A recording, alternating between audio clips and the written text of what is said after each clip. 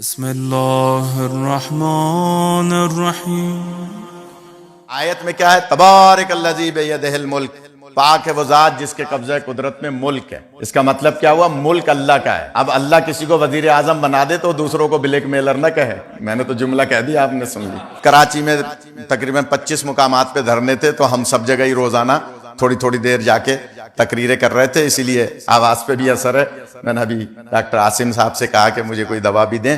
تو جناب اللہ اگر کسی کو ملک دے رہا ہے نا، تو وہ یہ نہ سمجھے کہ وہ بلا شرکت غیر مالک بن گیا۔ گردن میں لوہا نہیں آنا چاہیے، یا علی، تکبر نہیں ہونا چاہیے، اس لیے کہ یہ کرسی کتنے دن کی ہے، کتنے دن کی حکومت ہوتی ہے۔ اور پاکستان میں تو جو حکومتوں میں لانے والے ہیں وہ منٹ لگاتے ہیں۔ یا علی، میں نے تو جملہ کہہ دیا کہ جناب جو حکومت دینے والے ہوتے ہیں وہ منٹ لگاتے ہیں۔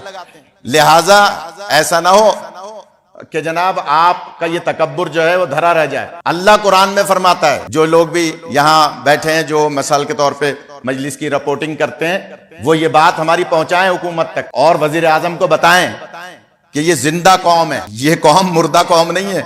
ہمارا رہبر بھی زندہ ہے، قوم بھی زندہ ہے۔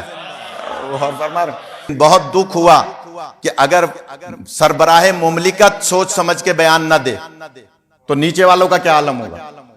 پھر تو زلفی بخاری کی طرح ہوں گے نا وہ۔ امام ضامن بندوانے آیا تھا میرے بھائی کے گھر وزیر اعظم بننے سے پہلے، یاد ہے؟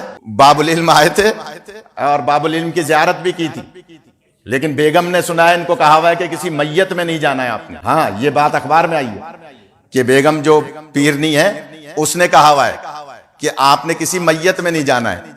وہ پیرنی چاہتی ہے کہ اس کی میت میں کوئی نہ آئے۔ بھائی کسی کے جائیں گے تو کوئی آئے گا نا، جب آپ کسی کے جائیں گے نہیں تو کوئی آئے گا کیسے؟ تو بس میں یہ عرض کر رہا تھا، اللہ قرآن میں فرما رہا ہے ملک میرا ہے، پاک ہے وہ ذات جس کے قبضہ قدرت میں ملک ہے۔ کوئی یہ نہ سمجھیں کہ چند دن کا اقتدار مل گیا تو ملک ان کا ہے، نہیں، ملک میرا ہے، اللہ فرماتا ہے۔